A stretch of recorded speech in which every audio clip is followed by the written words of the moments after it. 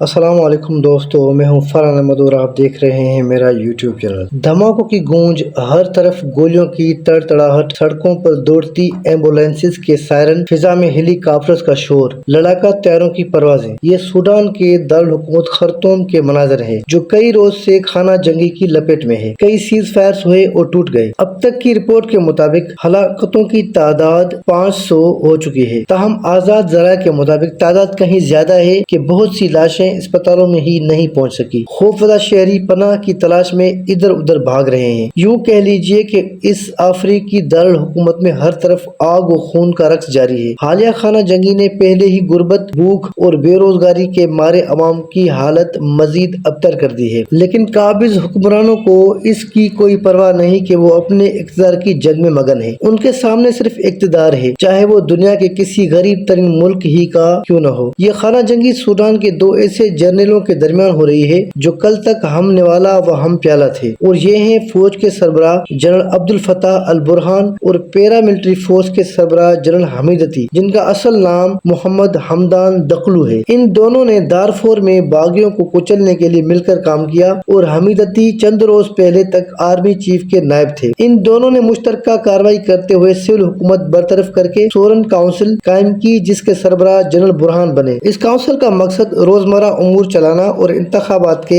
انتظامات کرنا بتایا گیا تھا۔ یہ ایک ہائبرڈ حکومت تھی جو سول اور ملٹری اشتراک سے چلتی رہی۔ وزیر اعظم عبداللہ حمدوک اس کے سول سربراہ تھے۔ وزیر اعظم حمدوک فوج کی دخل اندازی پر کھلے عام تنقید کیا کرتے تھے، جس پر فوج نے انہیں کچھ عرصہ قبل رسمی عہدے سے فارغ کر کے عملاً فوجی حکومت قائم کر دی۔ دوستو، ایک ماہ قبل ایسے اشارے ملنا شروع ہوئے جس سے سوڈان کے لوگوں اور دنیا کو اندازہ ہونے لگا کہ جنرل برہان کا اقتدار پر مکمل طور پر قابض ہونے کے لیے صبر کا پیمانہ لبریز ہوتا جا رہا ہے۔ وہ ایک طاقتور حکومت لانا چاہتے ہیں جو ان کے بقول سوڈان کو مشکلات سے نکال سکتی ہے۔ وہ خود کو ہی اس کا اہل سمجھتے ہیں۔ اسی معاملے پر دونوں ساتھی جنرلوں برہان اور حمیدتی میں اختلافات پیدا ہوئے اور مسلح لڑائی شروع ہو گئی، جس نے خرطوم سمیت کئی علاقوں کو میدان جنگ بنا دیا۔ ساری دنیا، خاص طور پر سوڈان کے افریقی اور عرب پڑوسیوں نے اس خانہ جنگی پر شدید تشویش کا اظہار کیا۔ وزیر اعظم حمدوک نے 2 سال کی کوششوں سے مختلف عالمی اداروں سے جو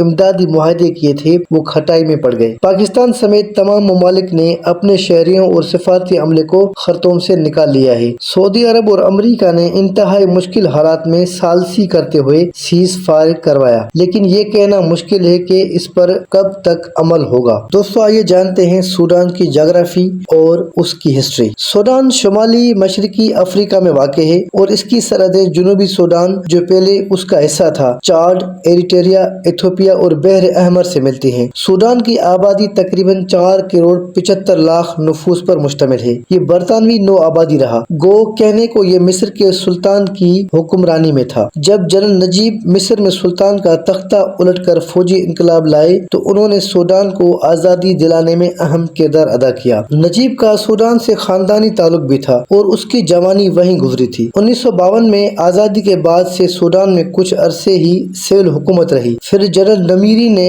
تختہ الٹ کر فوجی حکومت قائم کر لی۔ فوجی حکومتوں کا یہ سلسلہ آج تک جاری ہے۔ آخری صدر جنرل عمر البشیر نے 1989 میں اقتدار پر قبضہ کیا اور 30 سال حکومت کرنے کے بعد شدید احتجاجی مظاہروں کے نتیجے میں اقتدار سے الگ ہوا۔ اس وقت سے ملک عدم استحکام سے دوچار ہے اور مظاہروں کا سلسلہ جاری ہے۔ عبوری طور پر ایک سول وزیر اعظم آئے، تاہم وہ جلد ہی رخصت ہو گئے، جس کے بعد جنرل برہان سورن کونسل کے ذریعے حکومتی امور چلاتے رہے، جس میں جنرل حمیدتی ان کے نائب کے طور پر کام کرتے رہے۔ پھر اچانک جنرل برہان نے اپنی سربراہی میں فوجی حکومت کا اعلان کر دیا۔ یوں دونوں میں برتری پر اختلافات ہوئے اور خانہ جنگی شروع ہو گئی۔ اس سے پہلے 2011 کی خانہ جنگی میں سوڈان کے 2 ٹکڑے ہو گئے تھے اور ملک جنوبی سوڈان اور سوڈان میں تقسیم ہو گیا۔ سوڈان تیل پیدا کرنے والا ایک بڑا ملک رہا ہے، تاہم جنوبی سوڈان کی علیحدگی کے بعد اس کے تیل کی 75% فیلڈز جنوبی سوڈان میں رہ گئی۔ اس لیے سوڈان کی معیشت اس وقت سے شدید دباؤ میں ہے۔ یہ ملک سونے اور دوسری معدنیات کی وجہ سے بھی شہرت رکھتا ہے، لیکن بنیادی طور پر ایک زرعی ملک بھی ہے۔ مظاہروں اور سیاسی عدم استحکام کی وجہ سے معیشت بیٹھ چکی ہے۔ بھوک و افلاس کے مناظر عام ہیں۔ آج اس کا شمار دنیا کے غریب ترین ممالک میں ہوتا ہے۔ اس کے باوجود کہ یہ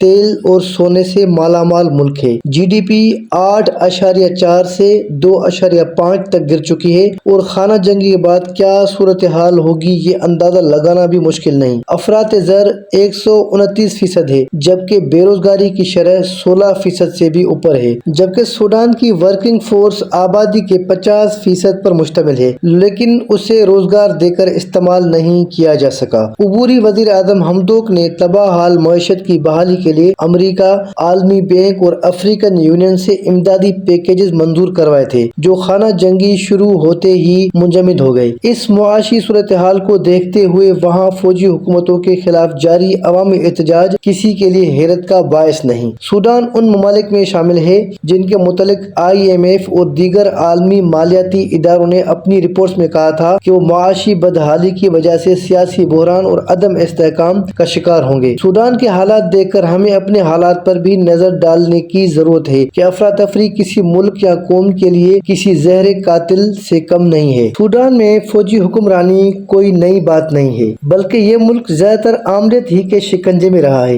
حالیہ خانہ جنگی بھی اسی فوجی اقتدار کی ہوس کا شاخسانہ ہے۔ فوجی سربراہ جنرل برہان اور ان کے نائب جنرل حمیدتی کی اقتدار کی ہوس نے پورے ملک کو جنگ کی آگ میں جھونک دیا ہے اور تباہ حال معیشت نے جلتی پر تیل کا کام کیا ہے جو ایک اور فوجی آمر ہی کی بدترین گورننس کا نتیجہ ہے جس نے 30 سال سے اپنا تسلط جاری رکھا اور بڑی مشکل سے ملک و قوم کی جان چھوڑی۔ سابق صدر جنرل عمر البشیر کو دارفور میں مبینہ جنگی جرائم کی وجہ سے عالمی عدالت میں مقدمے کا سامنا ہے۔ انہی کے دور میں ملک دو لخت ہوا۔ خانہ جنگی میں ایک دلچسپ کہانی بھی شامل ہو چکی ہے جس کا تعلق سونے کی کان کنی سے ہے۔ میں آپ کو پہلے بتا چکا ہوں کہ سوڈان معدنیات کے ذخائر رکھتا ہے اور وہ سونے کا ایکسپورٹر بھی ہے۔ متحدہ عرب امارات جیسے ملک اس کے خریدار ہیں۔ 2017 میں صدر عمر البشیر نے اپنے ماسکو کے دورے میں روسی حکومت کے ساتھ کئی معاہدوں پر دستخط کیے تھے جن میں ایک رپورٹ سوڈان پر روسی فوجی اڈے کے قیام سے متعلق تھا جبکہ دوسرا ایک روسی کمپنی کے ساتھ مل کر سوڈان میں سونے کی کان کنی کی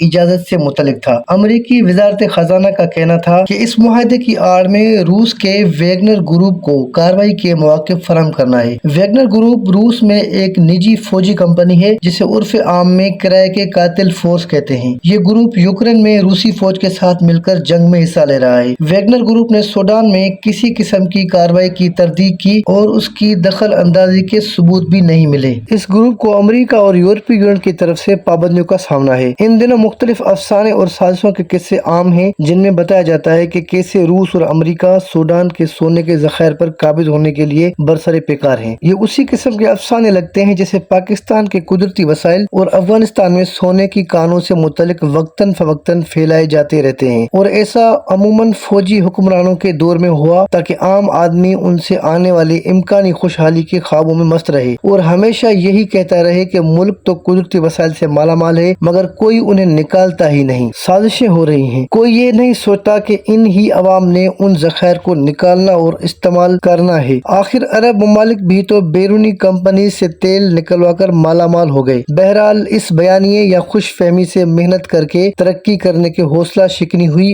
اور نتیجتاً قومی ترقی رک گئی۔ اس طرح کے عناصر دونوں ممالک پاکستان اور سوڈان میں کامیاب نظر آتے ہیں کیونکہ دونوں ممالک کے عوام غریب سے غریب تر اور معیشت تباہی تک جا پہنچی ہے۔ یہ خوابوں کے سوداگر کب تک مسلم ممالک کی عوام اور خود ساختہ دانشوروں کو اپنے پروپیگنڈے سے بیوقوف بناتے رہیں گے؟ اس سوال کا جواب تو عوام ہی دے سکتے ہیں کہ جو ان کی باتوں کے سحر میں گرفتار ہو کر خوشحالی کے خوابوں میں کھو جاتے ہیں اور اپنی نااہلیوں ناکامیوں کو ڈھال کے طور پر استعمال کرتے ہیں۔ دوستو مجھے کمنٹس میں بتائیے گا ویڈیو آپ کو کیسی لگی۔ دوستو اگر آپ میرے چینل پر نئے ہیں تو میرے چینل کو سبسکرائب کر دیجئے اور بیل کے آئیکن کو دبا دیجئے۔ دوستو ملتے ہیں دوسری ویڈیو میں۔ اللہ حافظ۔